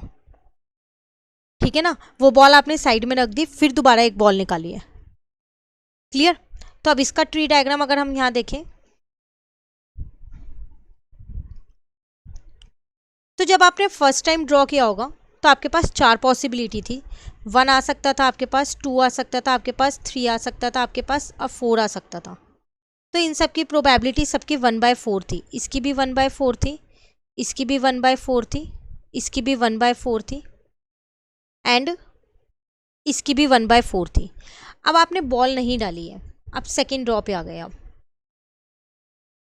तो बॉल नहीं डाली, यहाँ पर हम पॉसिबल आउटकम्स लिखेंगे। ठीक है। अब आपने बॉल तो डाली नहीं है, तो अब आपके पास 3 बॉल रह गई। मान लेते हैं कि जब आपने फर्स्ट टाइम ड्रॉ किया था ना, तो आपके पास 1 आया था, तो 1 तो उसमें से निकल गया। अब कौन कौन से नंबर बचे? एक 2 बचा, एक 3 बचा, एक 4 बचा।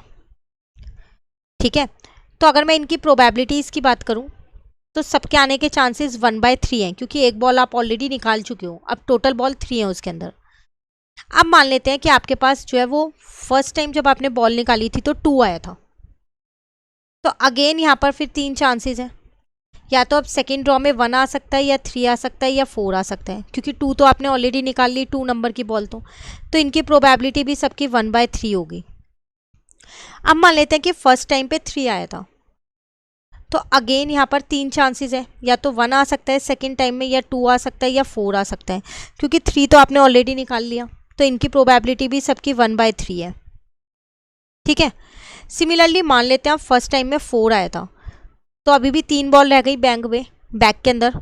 या तो 1 आएगा, या 2 आएगा, या 3 आएगा। इनकी प्रोबेबिलिटी भी आपके पास 1/3 है। तो पॉसिबल आउटकम्स क्या क्या हो गए आपके पास, ये वो देखो यहाँ पर।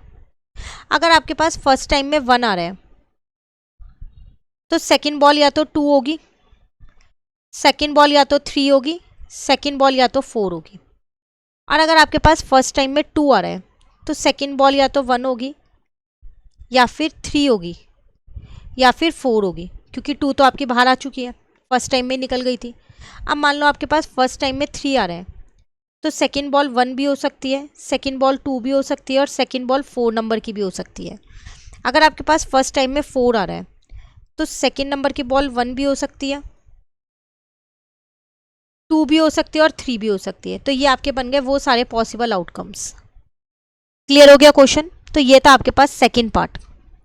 चलिए अब आते हैं हम अपने थर्ड पार्ट पे। कह रहा है what are the size of these 2 sample space. आपको क्या करना है, इनका साइज बताना है। तो सैम्पल स्पेस आप ऑलरेडी निकाल चुके हो, यही तो आपके सैम्पल स्पेस जो पॉसिबल आउटकम्स है ना। तो काउंट कर लो इसके। तो 1 2 3 4 5 6 7 8 9 10 11 12 12 + 4 16 हो गए। 16 हो गए ना, फर्स्ट वाले के 16 है।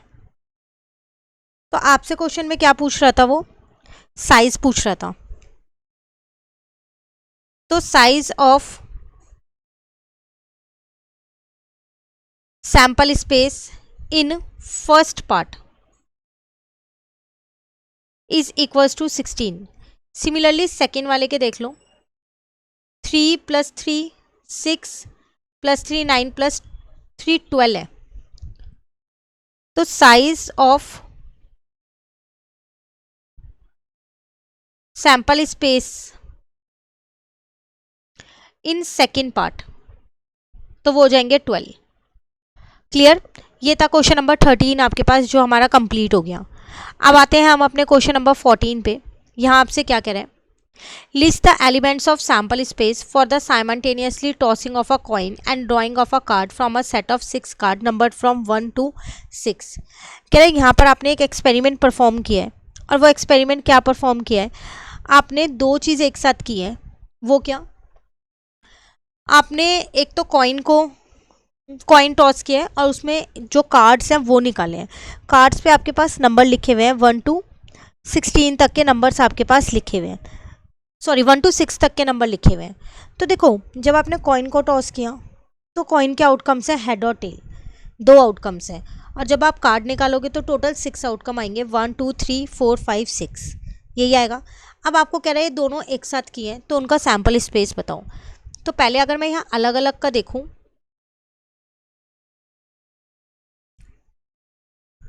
तो मैंने यहाँ लिखा total outcomes for tossing a coin. अगर मैं कॉइन को टॉस करती हूँ तो टोटल आउटकम्स है मेरे पास हेड या टेल, जो कि 2 हैं। ऐसी टोटल आउटकम अगर मैं कार्ड की यहाँ पर बात करती हूँ, ठीक है, क्योंकि एक आपने कार्ड भी लिया हुआ था ना उसके अंदर। तो total outcome for drawing a card, तो कितने आपके पास, 1 2 3 4 5 6। अब आपने क्या किया, इन दोनों को इकट्ठा किया है, तो सैंपल स्पेस क्या बन जाएगा,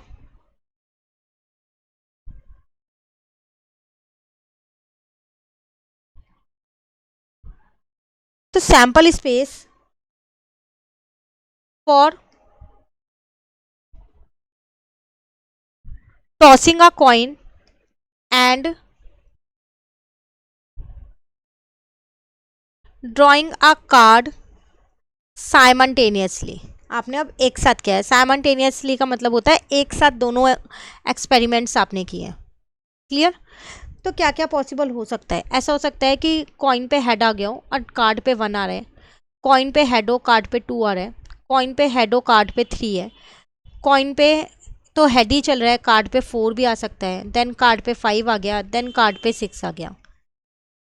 सिमिलरली ऐसा भी हो सकता है कि कॉइन पे टेल हो, 1 हो गया, अब टेल ही चल रहा है, 2 आ जाएगा, देन 3 आ जाएगा, देन 4 आ जाएगा, देन 5 आ जाएगा और देन 6 आ जाएगा।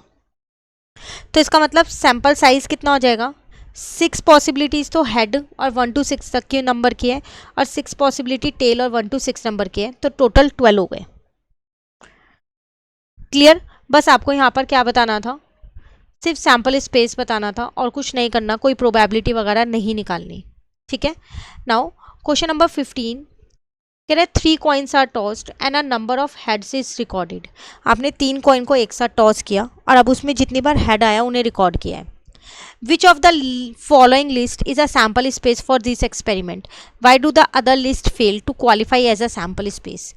नाउ आपने 3 कॉइन को टॉस किया और आपने सिर्फ हेड रिकॉर्ड किया, टेल रिकॉर्ड नहीं किया। ठीक है। कह रहे इनमें से कौन सी वो लिस्ट है जो सैंपल स्पेस को जो है, जिसका सैंपल स्पेस सही है, क्वालिफाई कर रही है उसको, और बाकी के ऑप्शंस क्यों नहीं कर रहे वो भी आपको बताने हैं। तो हमें पता है जब 3 बार कॉइन टॉस होता है तो टोटल पॉसिबल आउटकम्स मेरे पास 8 होते हैं, है ना। तो अब अगर आप यहाँ पर देखो, मैंने 3 बार कॉइन को टॉस किया, तो पॉसिबल चांसेस क्या हैं आपके पास, क्या पता तीनों बार हेड आ जाए, क्या पता 2 ही बार हेड आए, क्या पता 1 ही बार हेड आए, और क्या पता 1 बार भी हेड आए, तीनों बार टेल आ जाए। पर मैंने सिर्फ हेड का ही रिकॉर्ड किया, टेल का रिकॉर्ड नहीं किया। ठीक है। तो मैंने यहाँ लिख दिया when 3 coins are tossed, 3 coins को हम एक साथ जब टॉस कर रहे हैं तो हमने सिर्फ हेड को काउंट किया। We count how many times head appear. तो पॉसिबल रिजल्ट क्या क्या हो सकते हैं, पॉसिबल रिजल्ट हो सकते हैं या तो एक बार भी हेड नहीं आया, या एक बार हेड आ गया, या 2 बार हेड आ गया, या तीनों बार हेड आ गया। यही है। क्या और कुछ पॉसिबिलिटी हो सकती है, नहीं। तो इसका मतलब अगर 0 1 2 3 आपका आंसर है 4th वन, तो करेक्ट सैंपल स्पेस है 4th वाला। तो आप यहाँ लिख दोगे correct sample space is equals to 0 1 2 3, तो वो हो गया 4th पार्ट। पर वो आपसे पूछा था कि जो बाकी के 3 पार्ट्स हैं, जो बाकी 3 बचेंगे, वो सैंपल स्पेस क्यों नहीं हो सकते, ये भी बताना है आपको।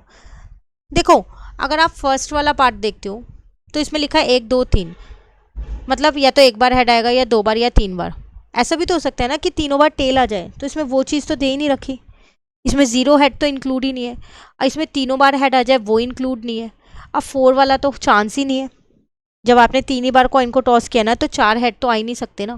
तो इसकी एक्सप्लेनेशन भी आपको देनी है कि बाकी के 3 पार्ट्स जो हैं वो आपका आंसर क्यों नहीं है।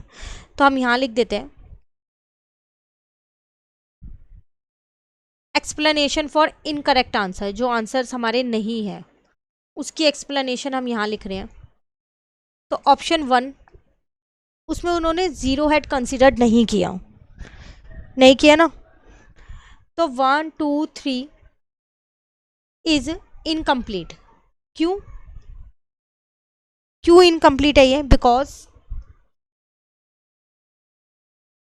इट डज नॉट इंक्लूड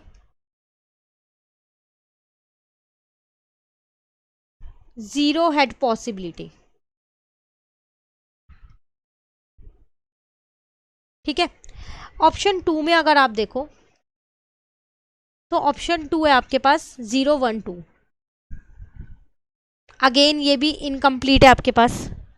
क्यों is incomplete? Because it does not include, इसने क्या नहीं इंक्लूड किया कि तीनों बार हेड आ जाए, वो इंक्लूड नहीं किया। 3 हेड्स पॉसिबिलिटी, ठीक है। और ऑप्शन 3 तो है ही है इनकरेक्ट। क्यों है? क्योंकि उसमें 4 भी लिखा है। 0 1 2 3 4, ये क्यों इनकरेक्ट है? इज इनकरेक्ट बिकॉज 4 तो आ ही नहीं सकता ना। 4 हेड इज इम्पॉसिबल। पर कब इम्पॉसिबल है? जब आप 3 बार टॉस करो तभी तो इम्पॉसिबल है। 4 बार टॉस करते तो पॉसिबल था। Is impossible when only 3 coins are tossed.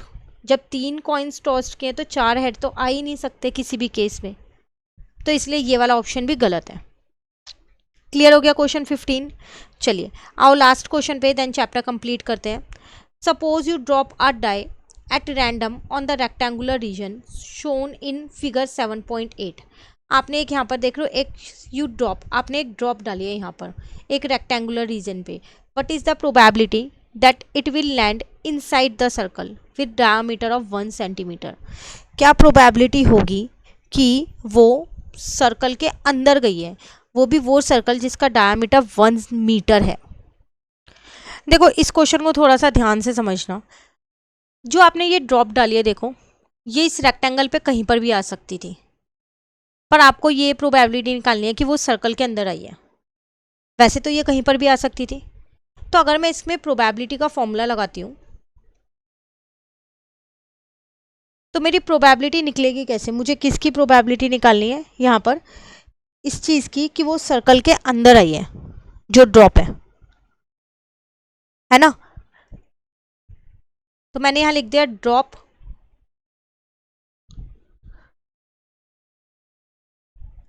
Lies inside the circle. तो फेवरेबल आउटकम्स क्या है मेरे पास? सर्कल में कहीं पर भी आ सकती है, तो एरिया ऑफ सर्कल, क्योंकि हम सर्कल के अंदर की बात कर रहे हैं। और टोटल आउटकम्स क्या हो जाएंगे? रेक्टेंगल पे कहीं पर भी आ सकती है, तो एरिया ऑफ रेक्टेंगल। अब एरिया ऑफ सर्कल और एरिया ऑफ रेक्टेंगल आपको चाहिए, तो एरिया ऑफ सर्कल होता है आपके पास pi r square, area of rectangle होता है एल इंटू बी। अगर आप अपनी फिगर देखो तो एल और बी 3 और 2 गिवन है, तो आप यहाँ लिख सकते हो 3 इंटू 2। पाई की वैल्यू नहीं पता तो आप खुद से ले सकते हो पाई की वैल्यू यहाँ पर 22/7 ले सकते हो। अब बात आती है आर की, तो आपको डायामीटर पता है कि 1 मीटर है, उन्होंने क्वेश्चन में आपको लिख के दिया है कि 1 मीटर उसका डायामीटर है, तो उसकी जो रेडियस है वो कितनी हो जाएगी? आर आप यहाँ से निकाल सकते हो d/2, तो आर इज इक्वल्स टू 1/2, तो 1/2 इंटू 1/2, ठीक है ना। नाउ इस 2 से इस 22 को काट दिया 11, तो 11/14 और नीचे 6 आ गया। यहाँ तक क्लियर है? अब इस 6 को ऊपर ले गई तो ये रेसिप्रोकल हो गया 1/6, तो ये आ गया 11/4 84 आ गया। 14 6 या 84, तो यही आपकी प्रोबेबिलिटी है जो आपको चाहिए। आप चाहो तो इसको डेसिमल में भी निकाल सकते हो और इसे फ्रैक्शन फॉर्म में भी छोड़ सकते हो, बट मेन आपको ये समझ में आया कि फेवरेबल आउटकम है यहाँ पर एरिया ऑफ सर्कल, और जो टोटल आउटकम है वो है आपके पास एरिया ऑफ रेक्टेंगल। क्यों? क्योंकि सर्कल में वो कहीं पर भी आ सकती है ड्रॉप, तो वो फेवरेबल आउटकम हो गया। रेक्टेंगल में कहीं पर भी आ सकती है, पूरे रेक्टेंगल के अंदर ही तो सर्कल है, तो ये मेरा टोटल आउटकम हो गया।